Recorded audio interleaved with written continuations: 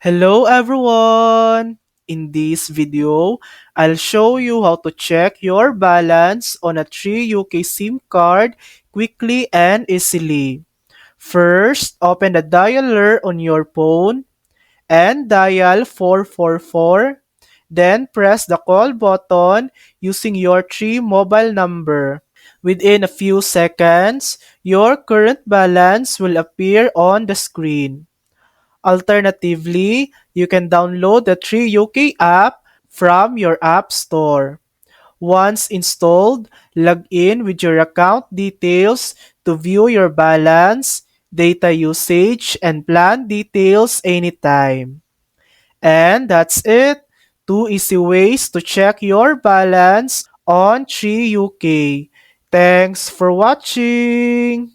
If this video helped you, please like and subscribe for more helpful tutorials.